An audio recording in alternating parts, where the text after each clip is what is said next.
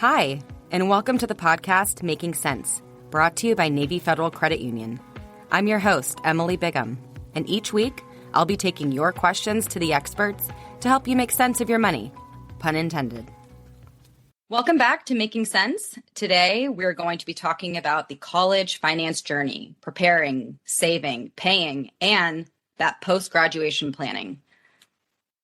We talked about the basics of student loans back in 2021, and in that episode, we dove into a conversation about student loan options and requirements, along with the headlines we were seeing about the federal student loan forgiveness. Well, a lot has changed since 2021. In our discussion today, I'm going to take you guys through the journey of preparing financially for higher education. And on the podcast, we have Caroline Curry. She's the Assistant Vice President of Education Lending here at Navy Federal, and Thomas Rocca, manager of our personal finance management team. Okay, so saving and preparing for college. We hear all the time, it's never too early to save for college. So Caroline, when and how should we start saving for college? So my philosophy here is have a plan and start saving as early as possible. Some great options here are 529's saving plans, education saving accounts, or ESAs.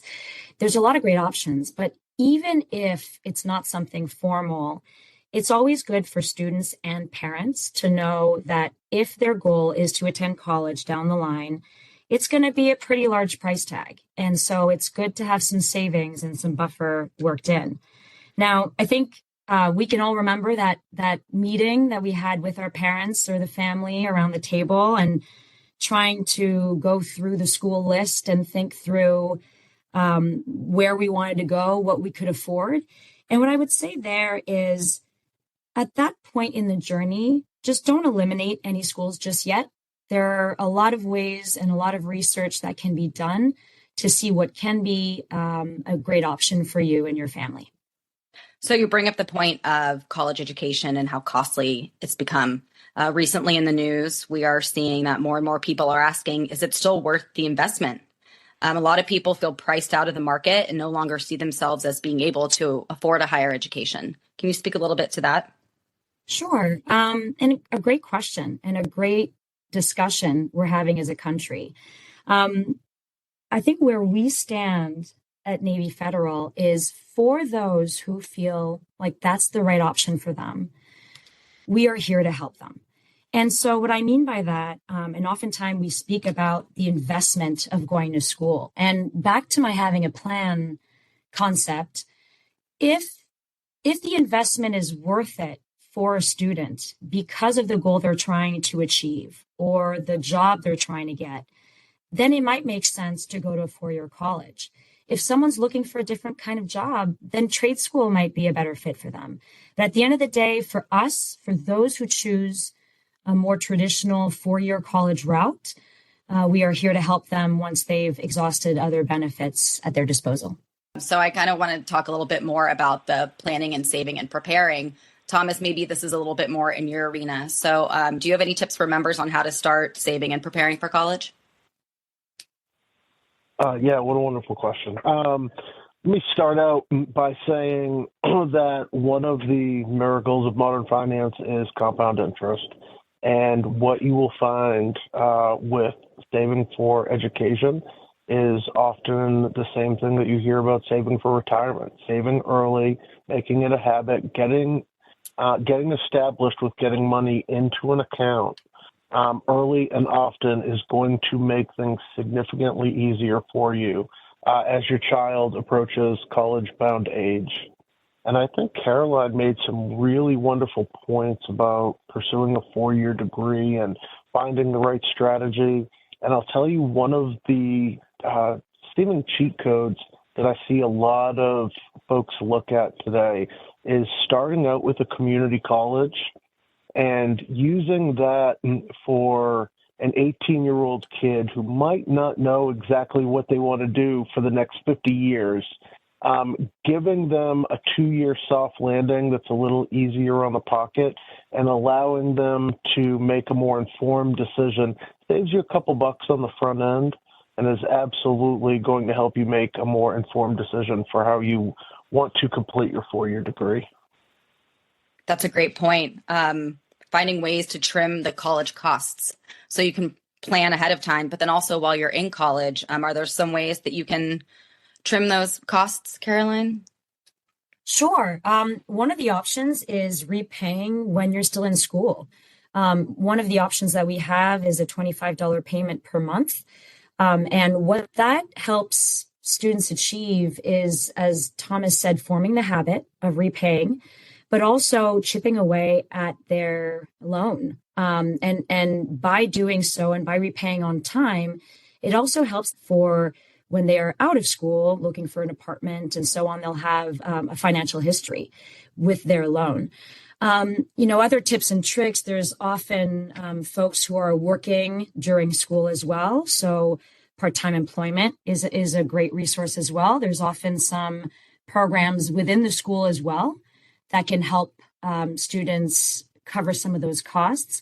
Setting automatic deposits so that you're not forgetting or missing a payment by a couple of days. Involving family members. Some folks have relatives and friends that can chip in. And just honest conversations with parents and guardians to figure out what is an appropriate level for folks. And lastly, I would say just a savings goal. I think that's something that you can do with your financial institution or on your own. But just having a savings goal in mind and knowing what you're trying to put aside is also just a great tip and trick to make sure that it's not something you have to consider and have to prioritize each month. It's just a habit you formed and you can set it and forget it.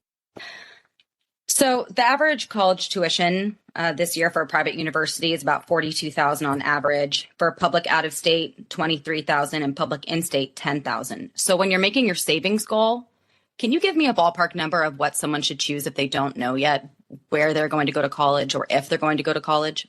Sure. That's a tricky question, Emily, I will say, because every family has a different situation. And as an example, to give you a couple of stats, oftentimes, many families rely on a combination of financial resources, and that could be out-of-pocket payments or loans. And so a couple of sort of stats to throw in there. Parents' income and savings typically makes up about 43 to 50%. Again, for those parents who are able to help out their students. Scholarships and grants are making up about 26% of the payment. Their own students' income and savings typically is around 11%. Gifts from relatives and friends is sometimes around 2%, again, if that's an option. But when you're looking at borrowing, whether it's from federal to private, the parents borrowing as well as the student borrowing is typically around 10 to 20%. So that's where it really depends on what is coming in, what forms of financial resources you already have at your disposal, and the ones that you might not have. And then what I would say too is just take a look at the holistic cost of college, right? Not just the tuition, but looking at room and board if you're planning to stay on campus, books, various other expenses that you would need. And then start looking at what would that mean on a monthly basis? And is that something that your current income while you're in school, or if your parents are helping out, is something you can cover comfortably? But again, there are also options where you're not repaying in college for those who really can't afford it. But setting a habit early, as Thomas said, is the best way to set yourself up for success long term. So say you're 17, 18, junior, senior in high school, and you plan to go to college, but you did not save, you have not prepared financially. What's the first step? Sure. I think the first step is having an honest assessment of where you stand. I think that's always a good idea when forming the plan. And again, as I said, don't eliminate any colleges yet, because there are a lot of really good options out there. Now, I would say roll up your sleeves. There are a lot of organizations, and as well as federal and state and school benefits that students are eligible for. And oftentimes it's just that folks and families just don't know about them. So what I would say is, number one, look into the costs of college prep. right? There are application fees. If you're planning on touring a college, you will need, obviously, the time and money to get to the college, look around, possibly get a hotel room, and that can get pretty pricey, as well as any prep, college exams, and so on and so forth. I would say the other sort of sequence of recommended approaches would be looking into scholarships and grants, then looking at the students' savings and earnings and seeing what that looks like. Then looking at the parents' savings and current income and seeing how that will contribute to the mix. For graduate students, there are often fellowships and assistantships that are also essentially an award that you don't have to pay back. So that's a great way to supplement some of the payment for school. Then, as I mentioned before, the school work related programs, many schools have these aid programs for folks who are working throughout their school year. Then, as early as you can, go look at that FAFSA application, which is the federal student loan application, which is a great resource. I would go there as early as possible, as soon as it opens. And then if there's still a gap, when you look at your budget, essentially, and there's still a gap, that's where private student loans come in. And that's where we can help you at Navy Federal. But any financial institution that offers student loans would have these available to you. And essentially what that is the bridging the gap of all these other sources of income where you might need a little bit more to get to school. And so that's where we come in. And we at Navy Federal have very competitive rates.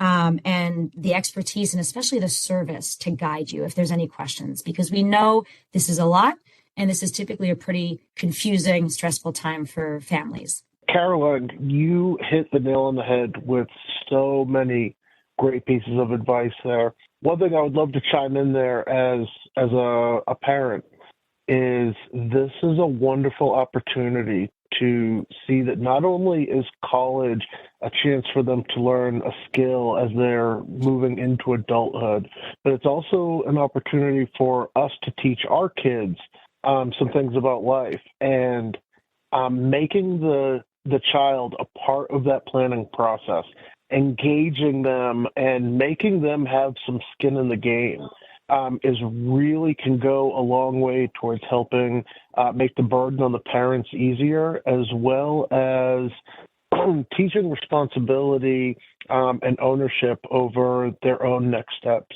So, for example, you did a really good job of touching on the potential scholarships and different items that are out there.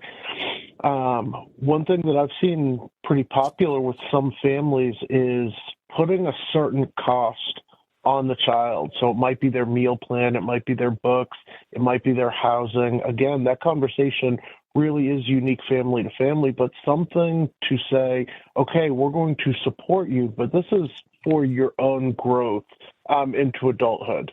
So I think there's some great opportunities for learning. And again, I love all the tools that you gave there.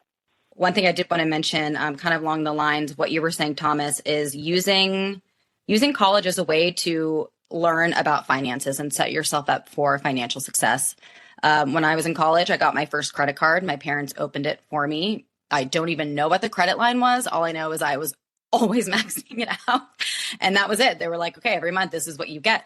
But I'm so happy they did that, because now I have a few credit cards, and that is my oldest trade. And that's really important for your credit score, is to have a long history of credit. So definitely involving your children in this process is a good learning experience for them. It's good awareness for them. They will probably be doing it in the future for their kids. If they decide to get a higher degree, pass a four-year university, these are things that they will need to know and take really seriously. So, Thomas, I wanted to ask you a question. Since the pandemic, we've seen a lot of universities go to online universities. Is that a way to save money, or do you lose out on the benefits of having that in-person interaction, building your network? A lot of that, I think, is dependent on the field that you're looking to go into. When I was looking at going into school 20 years ago, one of the things I heard over and over again was the college experience. It's the relationships you make. It's the connections that serve you later in life. It's teaching or it's showing a potential employer that you can learn, that you can see something through to completion. For many, it's a social maturity, an experience, and a sharing of ideas and discussions in the classroom. With all of that being said, I did go to a commuter school. I didn't quite build the relationships until I was out of the college environment. But what I see in today's space is for many of our graduating high school seniors, they lost a year or more to virtual school. They lost some of that in-person experience. What they've begun to gain is learning how to leverage virtual learning tools, learning how to use AI, learning how to put a different, unique set of skills that is something that this generation is going to need to learn to function in a lot of professional areas in the next few years. So is there a loss? Yeah, absolutely. I think you do lose something with not being together and having that free discussion day in and day out. But I do think that there's a trade and there is a different sort of value that college is placing on how we learn and how we leverage new and existing tools to help us be successful in our given careers. And I think a lot of it, to add to Thomas's point, is also based on the type of student. So, I think a big part of encouraging touring, even if it's a virtual tour, or talking to alumni or, folks that went there, is to understand, is that the right culture? Is that the right place for me to learn? And as an example, I wasn't sure exactly what I wanted to do. I still wanted to explore a little bit. And so I chose a school where you could be undeclared for 2 years because I wanted to try out different schools. And I ended up transferring from one to another. And so that's also another option. I've heard a lot of folks do that as well, where, the culture is a big part of it. And you have to make sure that you feel like you can learn in that environment as well. And so for some folks, it's great to be at home. And some folks, I think it's harder to motivate when they're not part of the group. All great points. I went to a 4-year university all in person, and it was great, the camaraderie, the networking, and all of that. But I've also taken courses online, I've done summer programs, and all of them are helpful and all of them are beneficial in different ways. I think it's just making the most of every opportunity. And so let's talk a little bit about life after college. So repaying those loans. When do you have to start repaying your loans? So that might differ. I can jump in here. That might differ based on what financial institution you're working with, and as well as federal loans. So there's a lot of different timing, and that's where I think it's really crucial to understand every loan you have and what the rules of engagement are with each one of those loans. As an example, you mentioned, Emily, earlier on, there's a lot of changes on the federal side, and there's a lot of servicer changes on the federal side. And so the first thing I would do is look at these very generous federal programs that have just been instituted, and to look to see if there's any additional benefits that you can use. Now, for us at Navy Federal, we do have a grace period of 6 months. And so there's some time where we understand that college students are transitioning from college to hopefully their first job, and that there's always a little bit of time in between to get set up. But what I would say is really know your facts before you come out of school, and understand, again, the repayment schedules, the amounts, and start looking at your monthly budget. Hopefully with this new job and new income that you have coming in, to make sure that this is something that you can afford. I would also add, for some, like myself, I have a harder time managing multiple loans, multiple rates, multiple organizations. And so for me, it was, for my student loan, a much better option to consolidate. And so what I did is that I consolidated multiple loans into one. It made it an easier, payment to one organization. It consolidated my rate actually lower than what I had, so it was beneficial for me. And it just made it simpler. And so for me, I like sort of simple, easy, and hard to ignore, I guess I will say, and because I wanted to make sure that I was on the right path. Caroline, I love your insights on the student loan products and what that actually looks like coming out of college. I love the expertise with that. On a bigger budgeting discussion, I'll tell you one thing that our personal finance management counselors talk about regularly is with any decision, and it can be health, relationships, or financial, the bill always comes due.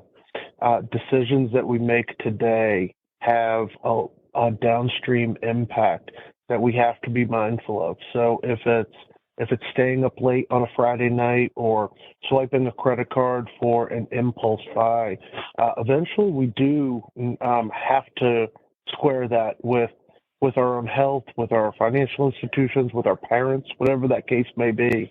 So knowing that information, being mindful of reflecting on what financial decisions you're making, they have an impact that we're going to feel years and years later. So I love those insights, and I love seeing the overlap with the different areas. I agree. And also to add to that point as well, really prioritizing, right? Because I think it's really easy to get excited, right? I remember my first apartment and I thought it was going to be furnished with really nice furniture. And instead, I think I had a cardboard box for a table for a couple of months, right? So, I think it's also prioritizing. And for me, I've always been a saver first because similar to you, my father instilled you spend what you have, right? So I had student loans, but I also had a debit card for the longest time because I had to be able to afford what I was buying. And so I tried to form those habits really early. In my first job, my number one priority was saving for retirement. I love working, but I love traveling. So for me, it was, let's make sure that my future goal is set up. And I always maxed that out. And then I maxed out my student loan. And then, sort of slowly but surely, I went down the line. And, gym was up there for me, but car wasn't. So that's where I made some choices where I wanted to live and what I wanted to do and shared apartments or not.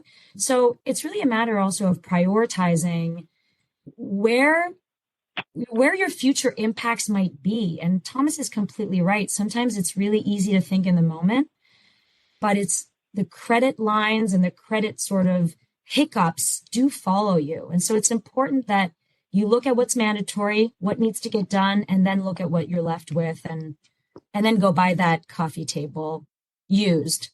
Right. Well, yeah. So you mentioned prioritizing. I also think just setting expectations is really important. Like depending on where you grow up, you might have, all these things and you think that after college that's going to be your life, and it might not. It might take you a while to get there. But college is an investment. Like you mentioned, it's an investment for your future. So setting those expectations about when you get out of school and also in the job, right? I mean, a starting job, oh my gosh, my first salary is like, I don't even know how I survived. But you just have to remember that you just keep working at it, do the best that you can, and slowly but surely things will work out. It will work out. And also having a financial partner that you trust, right? Like a bank or a credit union or somebody that you trust that is looking out for you, that has options on your mobile phone, options to set up reminders about payments, maybe auto pay. What are some other ways to repay your loans, to make it easy to repay your loans? You mentioned consolidation. Or Thomas, maybe we can kind of take it from the other way of like, what are some of the biggest mistakes that you see that people should look out for? Oh, wow. There's a lot that we see that are pretty common. I think in that age bracket, credit card debt is probably the thing that boils up the most, right? We see teenagers that are going out and are on their own for the first time. They have their independence, and I will say they've cracked down in years recently where you're not allowed to advertise credit cards with these particular promotions on the campus anymore, right? The Card Act has made things a lot more transparent and front and center, which is great because we want to have an educated consumer. But there's still so many temptations when you enter college, and we actually fun little story. We have a partnership with a local college here in the Winchester, Virginia area. And recently, a high school mentee of mine actually gave a presentation to that group specifically on what challenges and opportunities do incoming freshmen see? What are some of the pitfalls, and what are some of the decisions they can make at 18 to help them down the line? And I was shocked at how many free services and discounted services were available to students. And just the little decisions of use the gym on campus, don't pay for one off campus. Look up where your student discounts are valid. Look up what free events are happening in the community. When you start these habits at 18, 19 years old, they can snowball and save you quite a bit of time down the line. When you get together with your friends, you don't need to go out to eat. You can do a night in.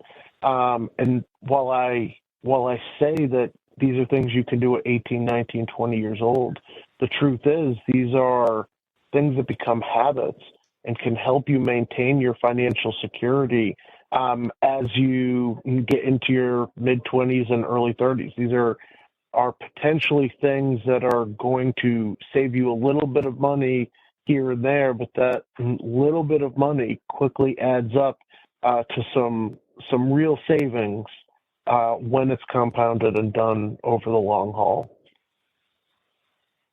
And another item I would add to that, and maybe this comes more related to our previous segment, there was a stat I saw this morning where only 44% of families actually discuss student loan repayment. And while it's not discussed much, 98% of families expect the student to be at least partially responsible for paying back the student loans, and 66% of families expect the student to play a role in repaying parent loans. So the reason why I say that is I think that plan and that honest conversation and making sure that your student is part of that plan and taking the actions to educate himself or herself on sort of the fine print and some of the steps that will need to be taken and some of the key milestones, I think is a really important part of it as well. I know for me, I was a little bit head in the clouds going into school. And I think the excitement of going to school was all I could think about. And I worked during school. I mean, I did all the things that made me great at repaying and budgeting in school. But then my graduation present was my student loan. And I sort of didn't realize that. And when I got my 20 pages of disclosure after I graduated, I didn't understand a thing about it. And that's really what I needed to understand, because I missed out on a really great consolidation rate that could have saved me a lot of money. And so that's just a lesson I tell almost everyone is make sure if you are co-signing a loan, right? If you're helping your student out, co-signing a loan, or even taking out a loan, a parent plus loan, or just make sure, as Thomas said earlier too, to involve your student, to make sure that they understand how it impacts not only their school life, but their life after school. Another little tactic that was shared with me was to boil down a monthly cost and even a per class cost for your students so they never skip a class. Because when you have a figure of $200, $300 for an hour of class, you start realizing that sleeping in may not be the best for your wallet. So I think that's another really item I just want to make sure that came through in this discussion as well. I could have used something like that, Caroline, back in the day. Me too. Caroline, you see a lot of memes nowadays that make the same basic joke where they talk about, oh, thank goodness in school I learned how to play a recorder. It really comes in handy during recorder season, right? And the standing joke is we don't learn about taxes or how to balance a checkbook or interest rates. And I think certain parts of the country are starting to get better with that. But so many of these lessons end up falling to parents, and it looks really different. Navy Federal has a partnership in Pensacola area called Parent University, where we go out and we have these conversations with the parents about what budgeting looks like and what credit looks like. And it is so easy for our young adults today to fall into debt, be it student loans or credit cards or a car loan, whatever the case may be. And if the parents don't have the knowledge, or if they're not sharing the knowledge, where is it that you turn to have these conversations? And I will say something that's unique with Navy Federal is we do offer free financial counseling services to all of our members. So I strongly encourage, if you have questions about how to set up your budget, if you have questions about ways that you can try and get ahead, then please, by all means, log on to Navy Federal's website, navyfederal.org/PFI, and you will find some information there on setting up a budget, setting up your spending, as well as a link to an online application where you can fill out your existing budget to the best of your knowledge and speak with a certified financial counselor. Yeah, and sometimes, it takes something bad happening. Well, not necessarily something bad happening, but a lot of times people wait for the shoe to drop before they go to get help. So if your family's financial situation changes, right, as you're going through school and, you've graduated and all of a sudden there's not as much income as you thought there were going to be, what options do you have? Can you refinance similar to, how you refinance your mortgage? Can you refinance your student loans? So where it's a little bit different than some other loans is that some students will take a loan for each semester and some will do it for the year.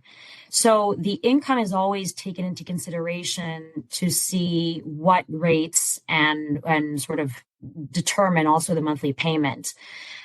So in the application itself, we would certainly be able to discuss how that might change.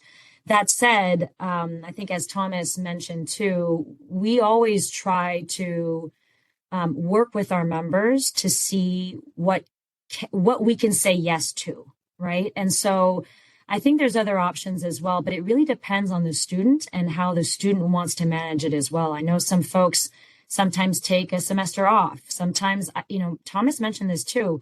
That is a really great trick to start in community college and then transfer over to another school after the fact. It saves you money, and also it's a lot easier. Sometimes if you have a dream school in mind and you don't get in, a solution might just be to go to community college for a few years and then you get in, because the game completely changes throughout the years as sort of students progress, freshman to senior year.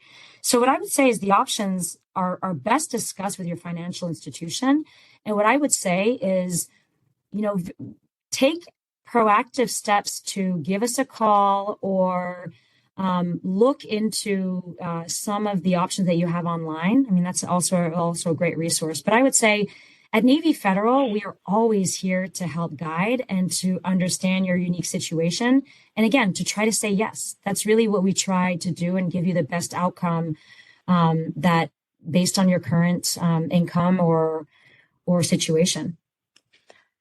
And if you don't want to go in and talk to someone, there's a lot of really great content online as well for people to look, both parents and students. Really great resource there. All right. Well, kind of wrapping up here, we've talked about preparing, saving for college, paying, and then that post-graduation planning. Is there anything that you'd like to mention before we end? We'll start with you, Caroline. Sure. I think the only item I may not have pressed hard enough is cosigners. So a lot of times, this goes back to your question about you're in high school or you're about to apply. Students at that age don't really have a financial history. And so oftentimes for applying for a loan, they wouldn't get as good of a rate because they have no history, right? For the financial institution to base their calculation off of, or to take a chance on the student, right? Because there's nothing proving that they've established, again, that history of repayment. So what I would say is, we encourage very strongly, and a lot of our members do this, it's a great option to have a cosigner on the loan. And what that does is that the cosigner typically comes in with more of a history, with potentially a better starting point. And so the rate is lower. And we also have cosigner release down the line. So again, it's not as if the person is in for the life of the loan, but it's a great way to just get that extra little boost of help up front and to get the best rate. Because again, that rate you keep for the repayment of the loan, unless you consolidate, of course, in which case it might lower. But I think that's the only thing I would add is cosigner is a great resource and a great way to get a really good loan up front. Yeah, lots of options to help out financially. Thomas, anything we missed? I think Caroline hit a lot of the high points.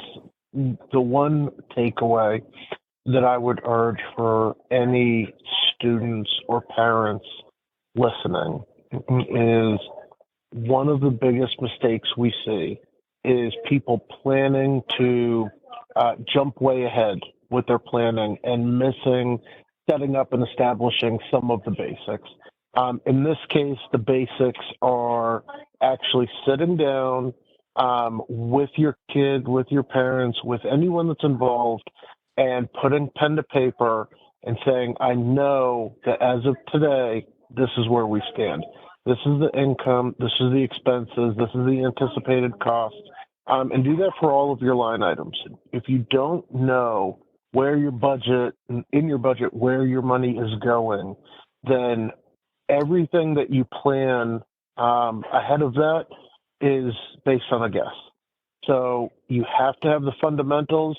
You have to boil it down. You have to know what you have coming in, what you have going out. Look for ways and opportunities to increase what's coming in and minimize going out. And you'll be able to make a much more effective long-term strategy. That's a great tip. And I think that's a perfect place to end. So if you're thinking about college, start now and start with the basics. Caroline and Thomas, thank you both for coming on the podcast today, and hope to have you back on soon. Thank you so much. Thank you, Emily. Navy Federal Credit Union is federally insured by the National Credit Union Administration. This podcast is intended to provide general information and shouldn't be considered legal, tax, or financial advice. It's always a good idea to consult a tax or financial professional for specific information on how certain laws may apply to your individual financial situation. References to and participation with the military community does not constitute organizational endorsement. Navy Federal is an equal housing lender. Navy Federal Credit Union are members of the mission.